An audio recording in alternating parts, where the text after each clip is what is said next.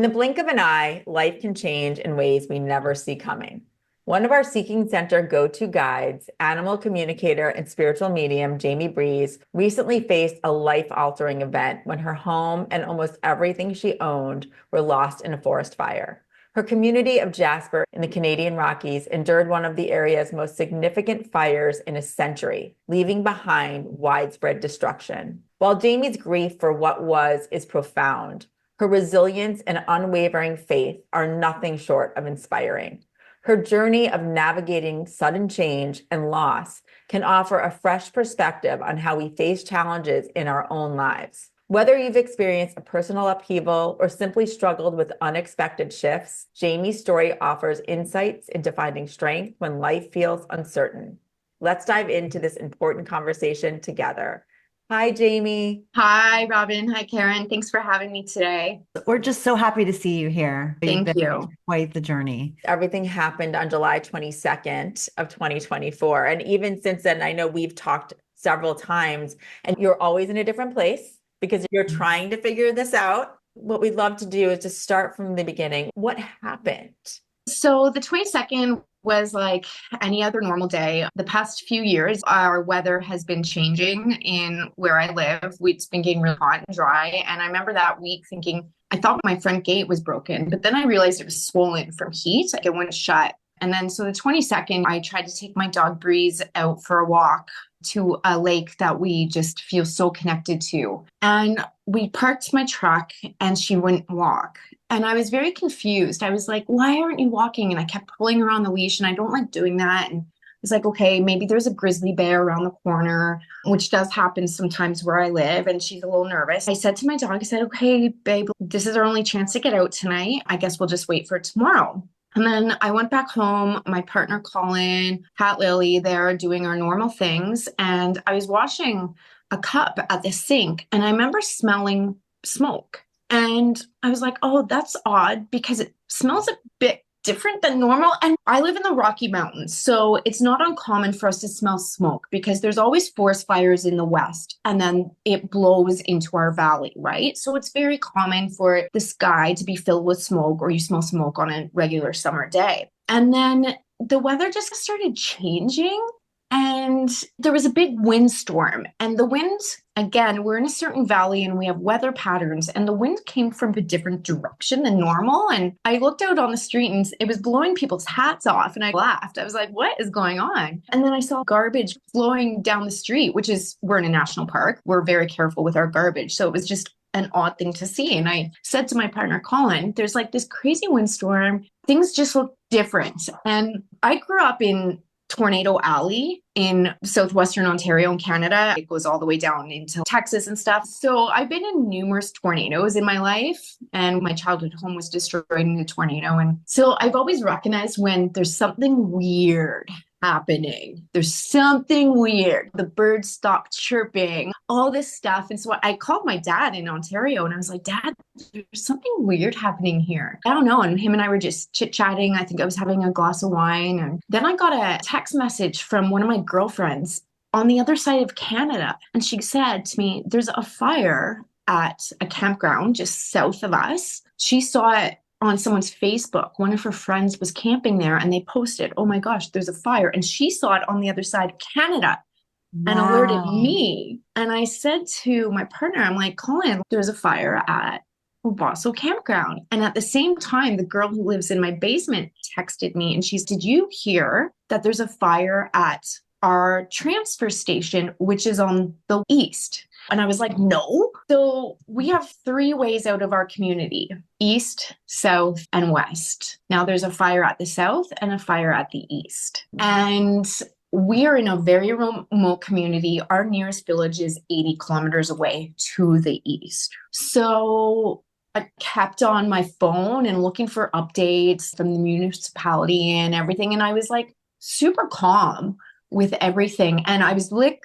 in my living room window and I was just seeing horse trailers speeding by. Like people were taking their horses from the riding stables out. And then I was seeing all these RVs, all the people packing up their RV and they're like, get out of the Dodge now kind of thing. And I was just like, okay, I guess I'm just going to go to bed. I have a big day with clients tomorrow. I'm really tired. And then my friend called me.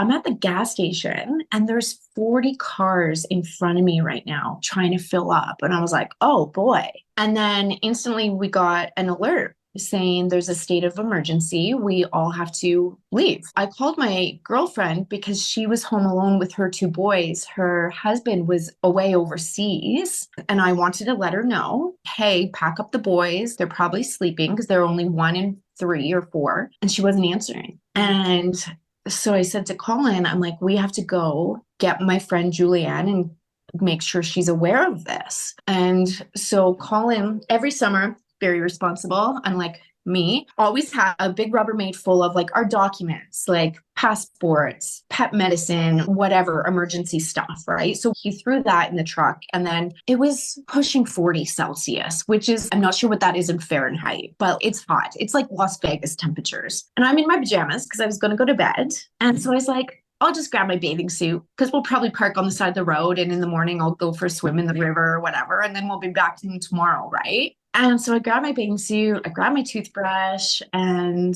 threw the pets in the car. And we drove to my friend's house, which was 2 blocks away.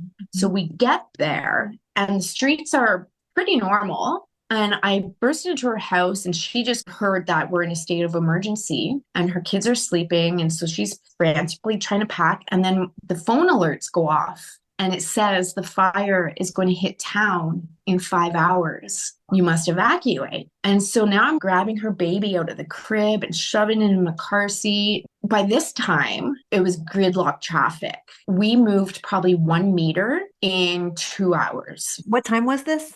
This was about 10 p.m. at night. Because we're north, it doesn't get really dark until after 11 in July, but the sky started turning dark because of the smoke. And so all I could think about was what happened in Lahaina last year, because I was religiously keeping up with Lahaina when that happened. I've been there. My heart was so broken for that community and all the people that were killed in that and just the tragedy behind that. And we're sitting in the car and the fire will be here in 5 hours. And I'm like, oh my God. And then 2 hours passed and I'm like, okay, the fire is going to be here in 3 hours. Oh my God. And you're like, where do we go? Where do we go? Like, can we get out? Yeah. And so the cell reception was down. So I couldn't call anyone or text anyone. Sometimes it would go through. I had other friends messaging me and they're in gridlock traffic on the other end of town. And my mom lives on the other side of the country, but I sent her a message anyway, just to say, hey, you're going to wake up in the morning and you're going to see something really bad on the news. Just know we'll be okay. We'll run if we have to. And it took us 6.5 hours to get to the nearest town west, because mind you, the highway east was closed for a forest fire and the highway south was closed for a forest fire. So it took us 6.5 hours to get there. But when we were sitting in gridlock traffic, we got another alert saying, oops, we made a mistake. We didn't mean to say the fire is going to be there in 5 hours. We meant to say, please evacuate within 5 hours. No. Yeah. All of that. So I don't know who got in sitting. trouble for typing that memo wrong or whatever, but it put people into a state of panic. Yes. So we're like, okay, I cracked a beer in the truck and we're like stuck. We might as well have a drink. Maybe we're going to die. So our town has a year-round population of 5,000 people. We're a tourist community. People come to ski, people come to hike, climb, whatever. So we host hundreds of thousands, if not millions of people. And so we have about 5,000 permanent residents, and then it can go up to 10,000 in the summer with remote workers. So 25,000 people were evacuated to the nearest town west, which has a population of 1,250. In the middle of the night, by the way. In the middle of the night, with babies, children, dogs, cats. Thankfully, one of my best friends lives in that village and she has a trailer and she heard about what was going on. She left work. The whole community was like, oh my God, all of Jasper's coming here. We got to figure this out. 13 people, 4 cats, and 3 dogs slept in her trailer that night.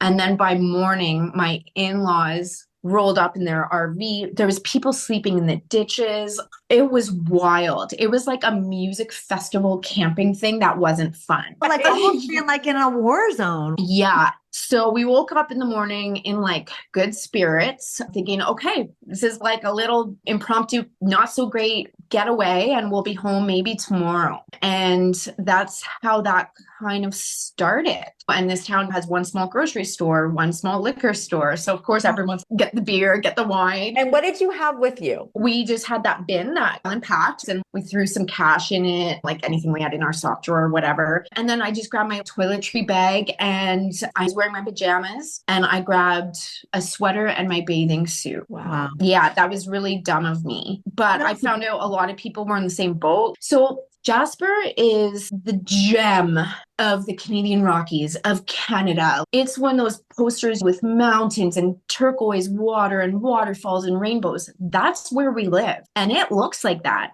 It's a place out of a Hollywood movie. And we're a UNESCO heritage site. We're a national park. So we're owned and operated by the federal government. So we have this thing like we're in a Jasper bubble. We live in a snow globe and you can't pop our bubble. Nothing will happen to us. If there's a forest fire coming, the federal government's going to throw all the resources, everything at us. So we have that mentality. We're going to be safe because they won't let this happen because our community makes $4.5 million a day in the summer.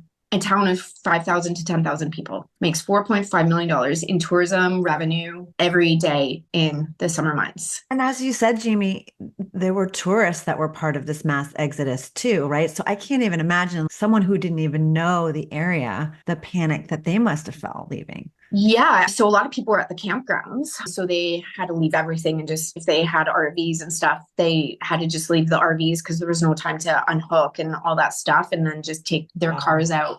Oh. Yeah. So everyone didn't bring stuff. Yeah. So then you're there. And then what happened? How did the information start to trickle into you that it was going to be more than that? Because we're a small town, you know everyone, but not really. But you're friends with firefighters, you're friends with the paramedics. So they had first responders still in town. You would get personal updates. Okay, the fire is now 10 kilometers from town. Now it's 5 kilometers from town. And so we got through the first day and it was like a somber, oh, let's have a drink. Let's all make dinner together, like 50 people. And then the next day I woke up and I had a really awful feeling. I was very nervous and very shaky and very unsettled. And I just couldn't get my head in the game. And when you have those experiences, you're not meaning to cry, but tears are just starting to flow out. And that started happening. And I was like, okay, why am I so unsettled today? We're fine. We're Jasper. Nothing's going to happen to us. And in this small town, they have a small brewery. There's 10 seats inside, but then there's a big space with like patio? Picnic tables all around. Yeah. So very casual. So that was where everyone was congregating. And so like about 4, I was like, okay, I'm going to go grab a drink and see people through my community and get a sense of camaraderie. And hey, yeah, we're okay. And I was just not myself. Something was wrong. And then someone messaged me saying the first responders are being removed. And I started bawling. And then my friend messaged me, whose husband is involved in fire and safety. And she's like, Jamie, the gas station's just exploded. This is not good. And I just broke down. And then someone else at the picnic table got an alert. And that picnic table starts breaking down. And then this person starts screaming over here. And this person starts wailing over here. This person's down on their feet. We were just being notified that our lives were possibly over. Oh. And so I ran back to the trailer because Colin was there and I was just sobbing. My goodness. And then he's come down. And again, I was with so many other people whose houses are in Jasper. And it was the epitome of utter despair. And I'm not sure if I ever felt this, but like my whole body got really cold. And I think it was like I was reading your parasympathetic nervous system goes into survival mode. And I was freezing and my body was like, I went into major convulsions because I couldn't control my body. We were in a pure state of terror. And then you'd get a photo sent of a hotel burning, a coffee shop burning. And I'm like, my house is right behind there. And that night was awful. It was just all you could hear is people in the distance, like screaming and crying, seeing more photos and seeing their houses being burnt and destroyed. And I never wish that night on anyone. I never wish that night on anyone. Like I was throwing up. I was so scared. Scared and like absolutely no control over the situation, which No control. And you're just sitting there thinking your life is over. Because again, we live in this small community. It's not as if we can move to the subdivision next door or the hamlet down the road. There's nowhere else to go. This is our home. This is where our hearts belong. And the minute I moved to this community 22 years ago, I was like, I'm home. This is where I belong. And so you're just sitting there in a state of fear thinking, what's burning right now? And there was some false information that came out. I heard our whole town was gone. So I can't remember if I passed out or not. I did fall. I don't know, but I remember being carried to the couch or something like that. And it was just a terrible night. And I remember looking at Colin and I couldn't even see his soul, if that makes sense, because I was so devastated that I didn't even think he was human. I can't even describe it. And for a hot minute, like half a second, I was like, I guess we'll jump off a cliff. And I had to take that feeling back because I promised the spirit world and God that I would never take my life. I had a hard time as a teen and I thought I was suicidal at one point. And when I came out of that state and I promised I would never ever consider that again. And so for half a second, I thought the only way out is to jump off a cliff. And then I remembered that promise and I sucked that back in and I snapped out of it. And then I could see Colin was my life partner and who he was. Like it was just this void tunnel of terror and despair. Your foundation was completely ripped out from under your complete knowing of everything. You believe it. And by the way, for you and for many of us whose home, but in your case, it was not just your home, it's the whole community. That is a person, that is a being, that is an energy. And to you, to think it's gone. I think it was part of you, Jamie. That was literally. Yeah. Our land is so special. So many people who live in Jasper appreciate the land and the trails and the trees and the animals. And I was just shocked that all my animal friends were killed and dead and taken and that I'll never be back in that land again. And honestly, I can now really truly say I think I understand what people who are refugees and stuff like that go through. And you think you do until everything's ripped from you. So we made it through that night. And in the morning, one of my friends sent me a photo of downtown, 2 buildings in this photo. And I was like, oh my God, the town's not all gone. So I went from the bottom of the barrel to a little bit stepped up. I was like, there's 2 buildings. Oh my God, we can do this. We can survive. That was huge. A map came out on Facebook and anything red was destroyed and anything green was still standing. My house was green. And one of my friends who I evacuated with the 2 kids, her house was green. And we're like, oh my gosh, is this possible? Our houses survived and everything is red around us. It gave us so much hope. And I sent it to my family and we breathed a sigh of relief. Oh my gosh, our houses are some of the lucky ones standing. What are the odds? It's our 2 houses. We evacuated together. That map was inaccurate. So we found out around 5 p.m. that night, our house was gone. So that night was pretty hard too. There was a lot of tears and anger and frustration. But I did wake up in the morning feeling a sense of relief. I was like, okay, now I know my house is gone. I don't have to hold on to that. Is it there? That's right. Yeah. So since that day, I've been able to release that.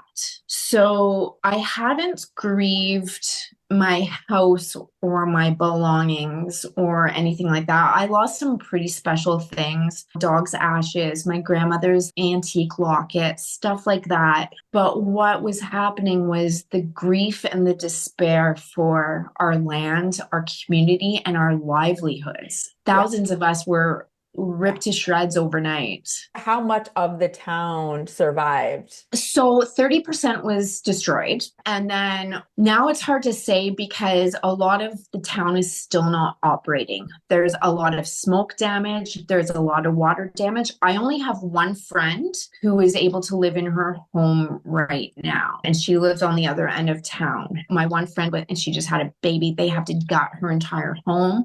A lot of the restaurants in town aren't opening. So 30% has been completely burned. And then I'd say another 30% is uninhabitable. And we always had a housing short crisis in Jasper because, again, we live in a national park. They want to keep it very pristine. So you can't keep expanding. We've reached our building limits. And so everyone's always looking for a place to stay. And so this is like really thrown a wrench into our situation. So where are you now in the grief process, Jaime? How do you feel at this moment in time? at this right moment, I'm fine and I'm excited because I get to go to Jasper today. I have a place to stay starting today. I have not been doing well though. I have big breakdowns and it comes from sadness. I'm sad for a lot of people. I'm sad for the people with children. I'm really sad for our seniors in our community. A lot of people are too old to rebuild. They won't want to. They said they can't. I'm sad for the animals that were killed. I'm sad for just the levels of depression and anxiety people are having. And the other thing, which is interesting, I was walking the other day and I was being rained on. And I know this may sound silly, but it was cold rain. I don't have a jacket. And I've ordered one, it's coming, but I didn't have a jacket and I didn't have a home and I don't have a car. My car has been fixed. It only melted a little bit. I felt very poverty stricken and I've never had that naked, empty feeling. I don't own anything and I've lost everything. It just brought up all these things and I felt like a homeless person on the street. And so I didn't even mean to, but I was just sobbing uncontrollably, loudly, and I couldn't even hold it back. And I was just like, I am just feeling so sad right now. I'm cold. I'm hungry. I don't have a place to go. And it was really daunting. Yeah. And it sucks because so many of us, we've been responsible. We've worked to have a home and to have safety and comfort and security. And then it's just taken from you. So unexpectedly. And it's such a shock to your system. And I think we're still in survival mode. My friend and I were just talking about that. I'm like, I can't believe we haven't come down with a cold or sore throat from nonstop. And she's, I think we're in survival mode still. And I'm like, yeah. That's trauma. There's trauma sticks with you. And then to add that layer of vulnerability on top. We know you've dealt with grief before. How would you compare this in terms of the type of grief? When my soulmate dog passed away, that was absolutely life-shattering and debilitating. And anyone who loses a loved one has gone through that. I think the only difference really is the fear, this type of fear. Like, yeah, you have fear that you may never see that individual again, or the fear of not having them around you. This was like horror movie fear. Yeah, to not have the safety and as you described, and that stability and the loss of control, like real loss of control of your life and having to be forced to rebuild. Yeah, you feel very naked and afraid. But I think like the grief of a death of a loved one is still more intense and worse and all that stuff. This is just, you've got to shake yourself and be like, okay, you have to push forward because there's a lot of steps we need to take to make this better. It's a death of a loved one in a way, but it's all encompassing. So it's not just one entity and a soul. That soul doesn't die. It still stays with us. But evidence in front of you is showing you that everything is gone. Yeah. And so with my faith in being an animal medium and a human medium and my connection with source energy, I was feeling so strong the day this happened. I'm like, yeah, I don't know. I just felt really connected. And then when this happened, I felt there was a blankness. But I was like, I'm not losing that. I trust what is happening. I know there's something big and amazing going to happen because of this. I just don't know what it is. And so that's really kept me going, is keeping my faith and trusting the spirit world and God and angels and all that to have our backs. It just may not feel like it, but I have to keep trusting that, because I do. And I tell my clients who are grieving, you have to trust. Otherwise, what do you have left? And it's really in this 3D world where everything that we see and touch is our reality, and that burns to the ground and is no longer there. It can't help but make you question, wait a minute, what is that other reality? Is that real? Is that going to be gone as well? Can I count on that to be in my life and guide me? Yeah, and I think a lot of people can get to the state of being like, why did you let this happen, God? Like, why did you I was just me going to go ask through you. this? Yeah, I would imagine that you're asking that. I refuse to, because I made that promise when I was a teen that I would never get that low. So I had that half a second of, no, we're done. And then I sucked it back in. I'm like, no, God, I trust you. But I know a lot of people are questioning that. And every time I have a hot minute where I'm like sobbing uncontrollably, walking down the street, I'm like, okay, spirit world, this is in your hands. Let me know. But leading up to the fire, I forgot to mention, about a month before, I kept getting these messages of, I'd just be sitting in my room or getting ready for bed or whatever, and I'd hear, appreciate everything, be grateful for what you have. And it was so subtle, but I kept hearing it. And when I say hear it, not like a voice, but hearing the message in my mind, and I'm like, appreciate everything you have. And then I started getting paranoid about my vehicle. I love my truck, but I started getting paranoid about it. And I was thinking, am I going to be in an accident? Am I going to lose this car? And every day I would check the tire pressure. Like, I was getting really paranoid. And yeah, so I think this was just messages. Grateful what you have. But here's the thing, I get that message sometimes too. And I'm thinking, sometimes it'll make you go, why are you telling me to that? Or sometimes it's just like, thank you for the reminder. I do need to appreciate, because and that actually, that brings up for me, just even in my recent world, I remember getting that message, not knowing that one of my dogs was really sick. And then within a few weeks, my dog passed. And I remember thinking, when he and my other dog were laying on the couch, I took a picture the day that I got that message, because I was like, I know, because I've gone through sudden loss, not the type of losing my home. I've had sudden loss of life. And I remember then always thinking, you have to appreciate these moments, because you don't know what's going to happen. And where I'm going with this is, as psychics and intuitives, you get some of these messages sometimes, but you don't know where they're really supposed to land. Do you know what I mean? Yeah, it's like your soul has this knowing what might be ahead, and is not trying to warn you in any way, but just grounding you with that memory even a little bit more and getting you to savor it a little bit more. Yeah, but want to know something else that I ignored? So 2 years ago, we had a fire as well in the east, and it knocked out our power. It burnt some power poles. So we were without power for 8 days, 2 Septembers ago. And town is full of tourists. There's no power, like, at all. And it was really annoying, because I was like, we have no heat. It dropped below zero that night. And I thought that was bad, but nothing compared to this. And then once the fire was under control and power was restored, I was meditating with Spirit World and trying to feel into the fire and to see what the purpose of that was. And in my mind's eye, I had a quick vision of a massive fire coming from the south. And that's what happened. And I pushed that aside. And it was just so quick that I didn't really think about it until the fire came from the south and engulfed our town.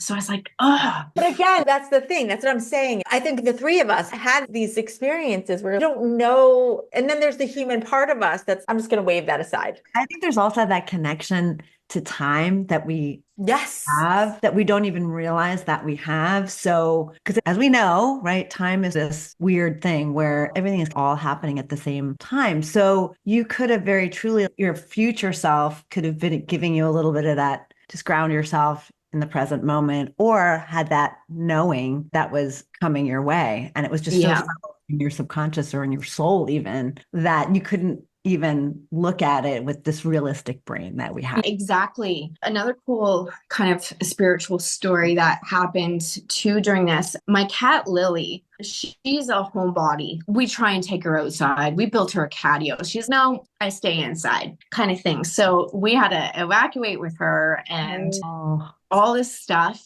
And she was fine the first day. And then after a week of being in the trailer with a bunch of people and stuff, we had to make our way and decide what we're going to do. And we made it to the next town, which was a 3-hour drive, and stayed in a hotel. And I always call Lily my moon kitty, because if you have a cat, sometimes they feel like they're out of body, they're astral traveling. There's something really galactic about them. Yeah. So I always say she leaves her body and goes astral traveling. So her nickname is Moon Kitty. And it's been like that for years. So I was saying, "Good night, Moon Kitty." And I heard loud and clear, no denial, "I'm Earth Kitty now."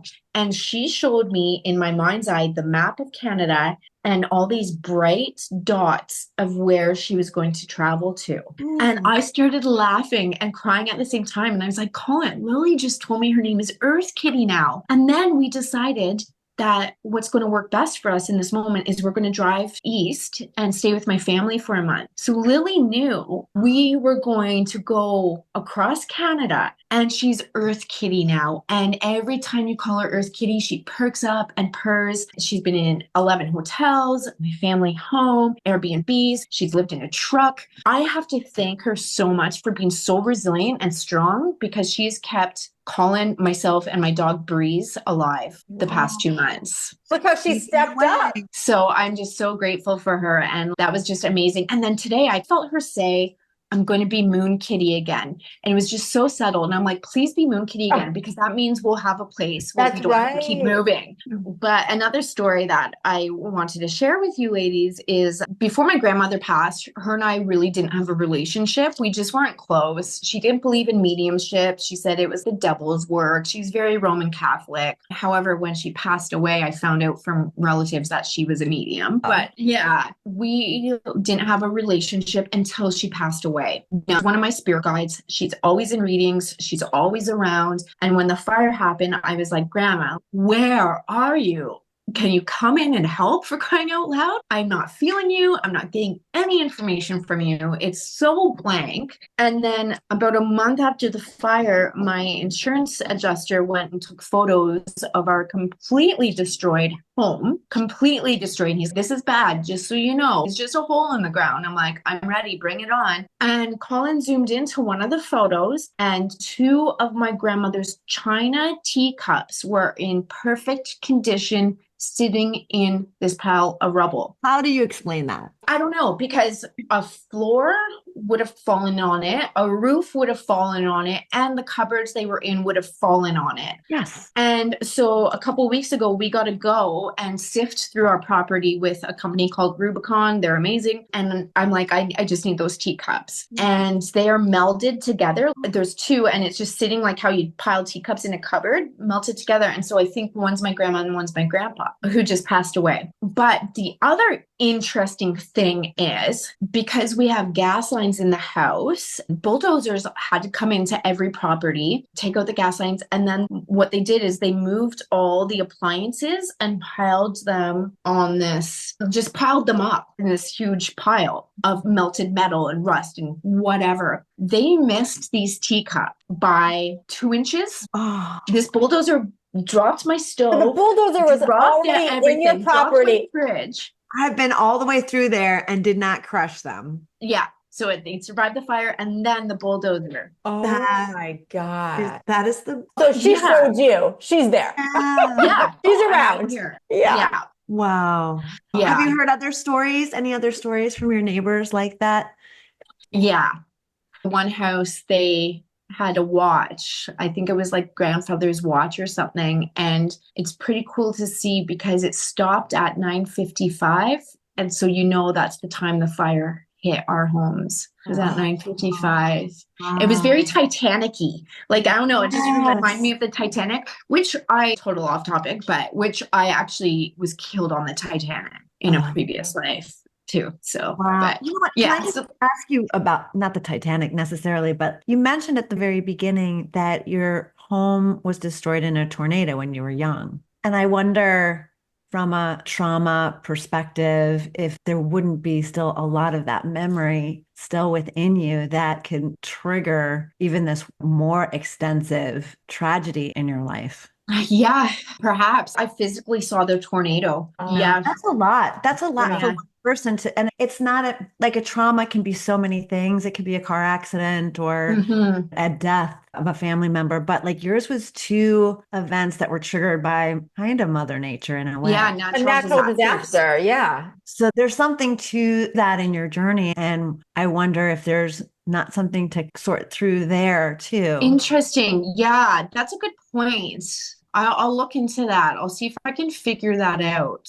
Well, actually, in tying into what you just said about a past life and seeing yourself die on the Titanic, when you had that regression, what did it make you feel? Was there anything that you learned about from that lifetime that you were taking into this lifetime? I'm not sure. So what happened in there? So I was in the lower levels of the ship and I was playing with this little boy who actually turns out to be Colin, my partner. And a beam fell on his head and killed him instantly and pinned him down. And then the water started coming in. And the largest feeling I had of that moment was because I loved this little boy. I was 6 and he was probably 8. And I just was like, I'm 6. How do I have so much love for this child? I didn't know this was a thing. And I just remember thinking the shock. And I remember standing there and I think I had a doll in my hand. I remember standing there in shock and thinking, how can you love someone so much 1 minute and the next minute they're gone? And Wow. I just remember that pure, utter shock. And I was just standing there panicked, and then I saw these men running over his body and trying to escape and like stomping on him, and then I looked to my other side and then I just saw the water coming. There's some sort of relationship with that and what you have just been going through. Well, you lost your home, how you love that so much, and it was instantly gone. And I don't know how you felt about your home with the tornado, but if there was any of that where it's like the other thing that comes through, Jamie, what you talk about is this surrealness of this experience. And it probably is the same thing from the Titanic. Like, how can this boat sink? How Well, can and tornado take It's similar to Jasper, right? You were in this bubble. Yeah. The Titanic was a bubble. yeah, no that one feeling of safety that you were in, and then all of a sudden, yeah, no one put on their life jackets. No one grabbed their jewelry from their staterooms. They're like, oh, we're on the Titanic. It's unsinkable. We'll be okay. I Like, don't you know. took That your is some time. crazy There's a lot of there's a link in this for you there, and I Yeah. think it doesn't take away the pain, but even in your ability to heal through it and look for those messages for you. It's Yeah, that's challenging. cool that you noticed that link.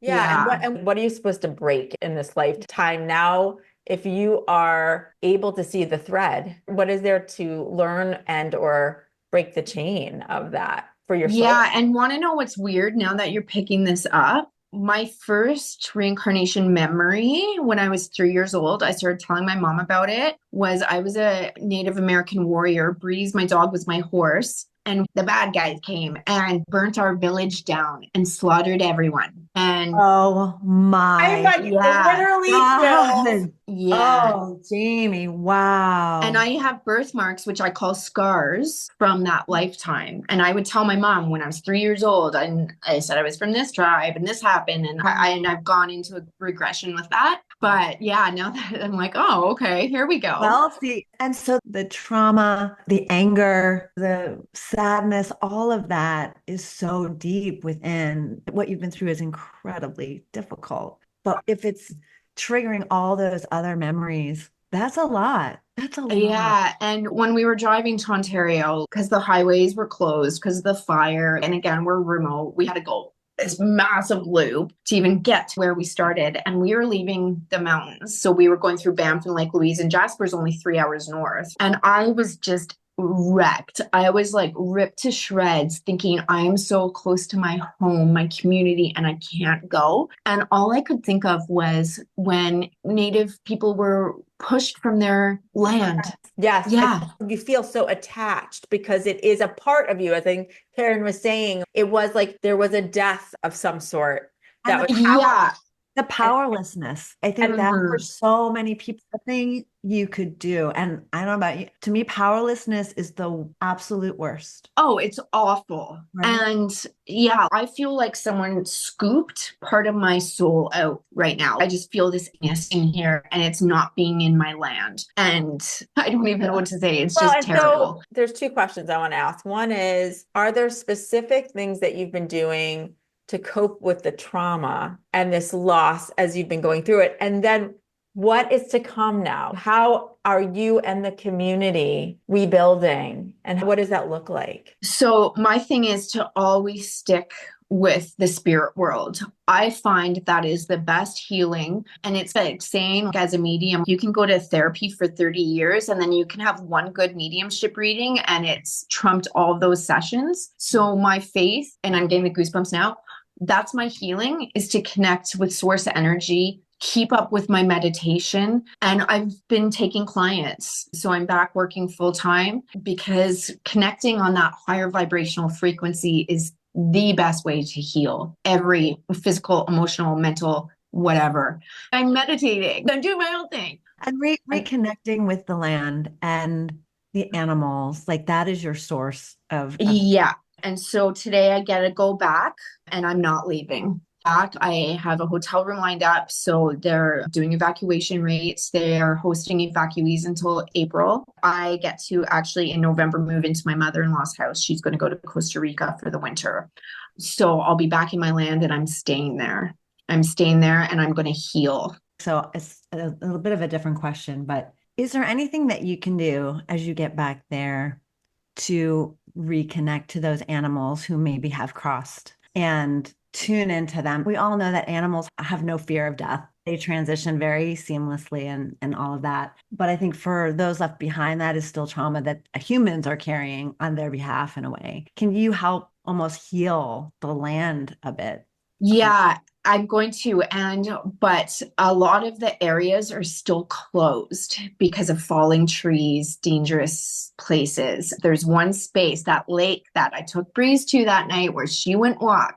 That's where I need to go and heal. And that's where some of my animal friends live. There is an aerial map and I was able to zoom in and I see the area that I always hang out with them and it's still green. So I'm hoping they're still alive. So once that opens up, Breeze and I are going to go sit there and find them. And then I'm going to try and do exactly that, like feel into all the animals that were taken and hurt. Yeah. That's so big. And even talking to the land. And Yeah. I would imagine and asking, how can you help the land heal? That land is so spiritual. 99.9% of people that go there, they're like, wow, I left a part of my heart in Jasper. I need to go back. There's something in that area that is not normal. It's power and it's healing and it's beautiful. And again, it reminds me of Lahaina. It's a small, historic, protected, beautiful, spiritual community. And we're like the Lahaina of Canada. And yeah, when you go to these places, part of you stays. Yeah. It feels like such a pure place, but like the earth is a teacher and all of these experiences, however horrific, they are there to teach us. And I'm not mad at Mother Earth. We can't be mad at, she needed to do this. The forest needs to regenerate. Humans have been getting in the way. And it's part of the process. It's Right. part of the process. And we'll rebuild. We'll be okay. It's going to take a lot of tears and effort. Wow. And how is your community, your friends, and how are they? I mean, it's okay, but it's not okay. There are thousands of people displaced and who are lingering to be in that land. And I think they said 900 doors are gone. And when I mean by doors, that means homes. Mm-hmm. So there's 360 houses, but people have basement suites. So they said 900 doors are gone. So we're up to over 2,000 people easily who are aching to get home. So in that sense, we're not doing well.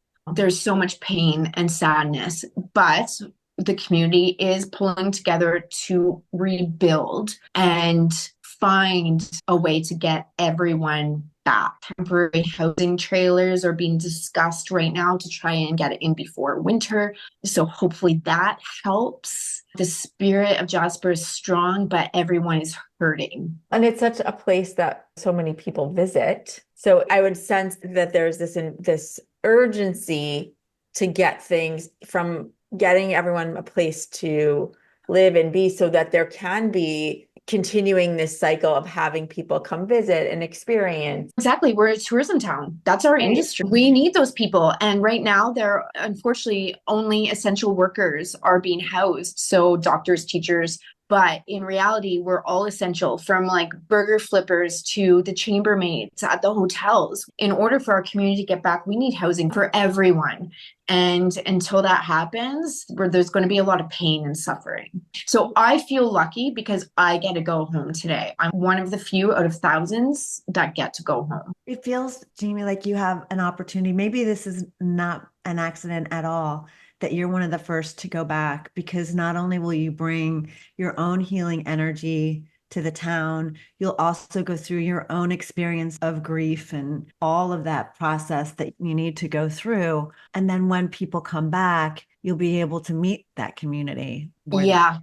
And help guide them, help lead them through it. And so I don't think this is any accident that you of all people are going to be one of the first back to take that journey first, so that you can help others when they have to take theirs. Oh, yeah. I really want to help people, like, to at least feel a bit comfortable, even if it's just for a day. Like, here's some food. Here's a blanket. That goes a long way. And I think what you can also do is really point out signs to people, because I think when you're back and now you've been going through this process of grief and loss, and now since you are in a different phase of it, you can be back, you're open and connecting again. You can point out those signs, and which end up being signs of hope. The more you can reconnect people to the land, you are exactly where you're meant to be now, the more that it's going to end up raising that vibration again. Yeah, I hope you're right. We were talking with someone this morning about home, and she's selling her home and doesn't want to leave it, and how much she loves it, and how she can't imagine going to another home, and how it's become part of who she is. And I think that's so true of so many of us. We don't necessarily realize how important our homes are. And yet there's an opportunity here for us to redefine maybe what home can actually be for us. Yeah, like my home is the town, that land. And the people. And Yeah. It's not the structure, even though you love that, but it was where it was, and the connection to the people, how you felt about the land, and what it did for you as a human person and your soul. And the other part of the home for you, which I got from you just sharing that little part of the regression at the Titanic, is your home is also with Colin, and it's also with Breeze and Lily. Like, they are your home too. Yeah. And where they are is part of your home. Yeah. I even said to Colin a couple of weeks ago, I'm like, can you believe we both died on the Titanic and now we're in this devastating forest fire? And he's just burned to death, and what's it going to be next? Well, it's that definition of home, right? It's like home is, it, Karen was just saying, it's the land, and it's that connection with the other souls that you are meant to travel these lifetimes with. It's hard to explain it until you feel it, I think. Oh my gosh. And I just came back to that. The teacup. I'm sure that's what your grandmother was trying to share with you. Like, the melding of the two of them was their home, their connection to each other, and your ongoing lifetimes with Colin and Breeze. I'm sure every animal that you've ever had, you've been connected with before. So that can be a wonderful message for people in the midst of all this tragedy, to remember that. Yeah. And no matter how hard it is, try and keep that faith. Honestly, without that, we have nothing. And it can be hard because we might feel cheated and hurt, and especially with human death. If your partner or your soul dog or whoever is killed tragically, especially, like, you might feel cheated. And we do feel cheated. We're angry at times. We're like, we just worked our butts off for years to buy our first home, and overnight it's gone. But you know what?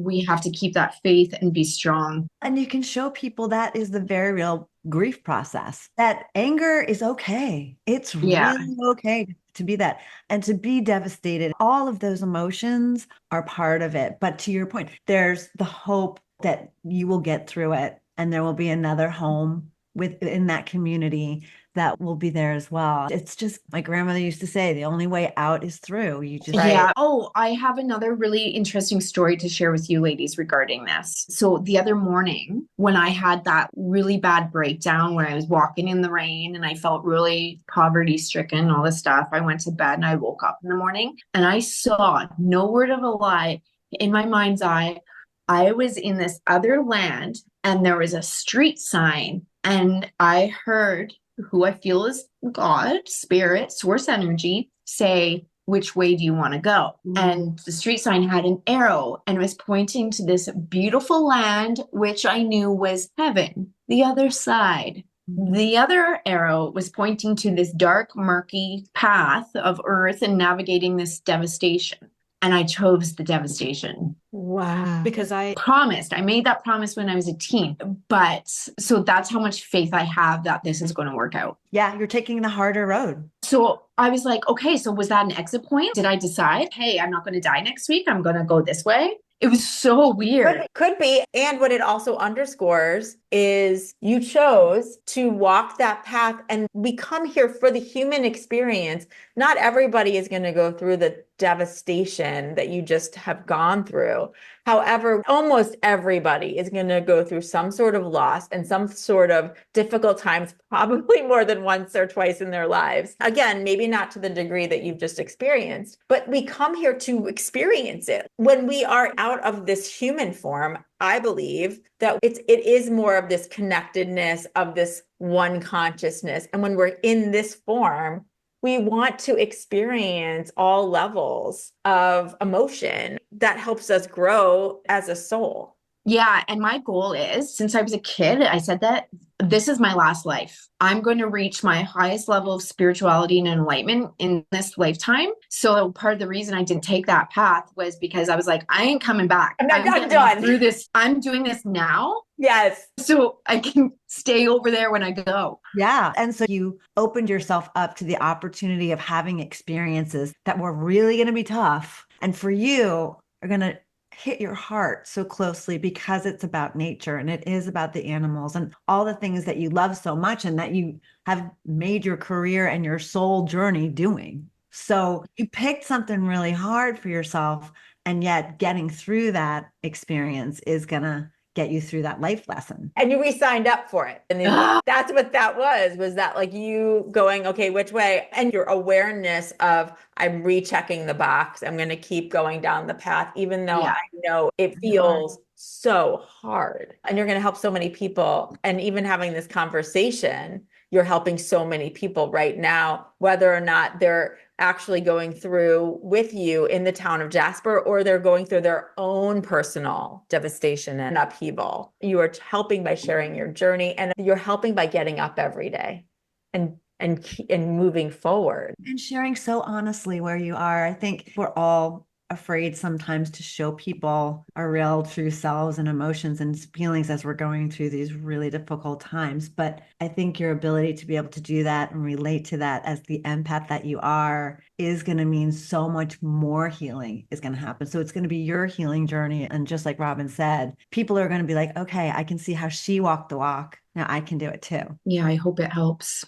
Thank you so much, Jamie, for being so honest and raw and real, and for walking the walk when it wasn't something that you intended to face, but you're doing it with such resilience and grace and love. And courage. And courage, yes. Courage is the word I'm using for you. Absolute, and strength. Thank you. Thank you. I know we'll be okay. It's just going to be a bit. And we're here to support and continue the conversation. And for anybody who is interested, is there a place for people to help the town or community of Jasper? Is there anywhere you can point people?